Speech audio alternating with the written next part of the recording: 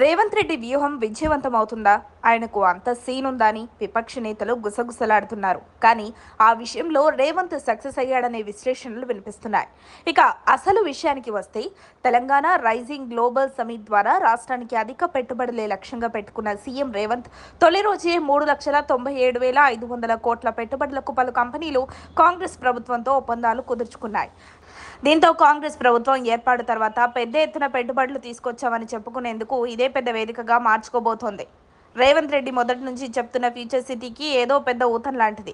ఇక నిన్న జరిగిన తొలి రోజు సమ్మిట్ సూపర్ సక్సెస్ అయింది. జాతీయ అంతర్జాతీయ కంపెనీల ప్రతినిధులు వేలాది మంది తరలి వచ్చారు. వచ్చిన వారందరికీ తెలంగాణలో పెట్టుబడులకు ఉన్న అవకాశాలను వివరిస్తూ ఇక్కడ పెట్టుబడులు పెట్టేలా మార్గం సుగమం చేసుకున్నారు సీఎం రేవంత్.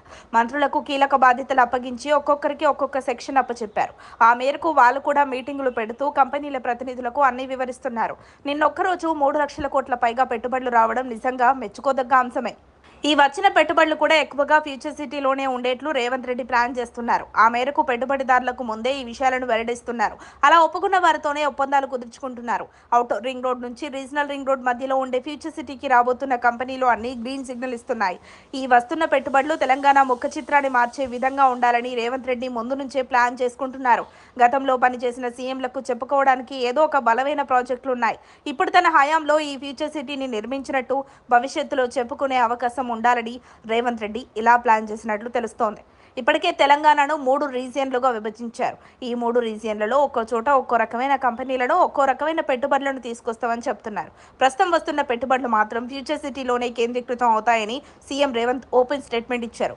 ఇండియాలోనే ఫ్యూచర్ సిటీకి ఉండే డిమాండ్ వేరే ఏ రాష్ట్రానికి ఉండొద్దనేది రేవంత్ రెడ్డి ఆలోచన. ప్రధాని మోదీ, మాజీ సీఎం కేసీఆర్ సైతం శభాష్ అనేలా రేవంత్ చేపట్టిన Telangana global summit bumper success అయింది. ఇక ఇవాళ జరగనున్న గ్లోబల్ సమిట్ తో మరికొన్ని లక్షల కోట్ల పెట్టుబడులు టార్గెట్ గా పెట్టుకున్నారు. మరి నేడు ఏ స్థాయి మేరకు పెట్టుబడులు వస్తాయని ప్రతిపక్ష నేతలు సైతం ఆసక్తిగా వేచి చూస్తున్నారు. మరిన్ని అప్డేట్స్ కోసం మా కాయ్ టీవీని సబ్స్క్రైబ్ చేసుకోండి. మా వీడియో కనుక మీకు నచ్చినట్లయితే లైక్ చేయండి, షేర్ చేయండి. మీ విలువైన అభిప్రాయాలను కామెంట్ బాక్స్లో తెలియజేయండి.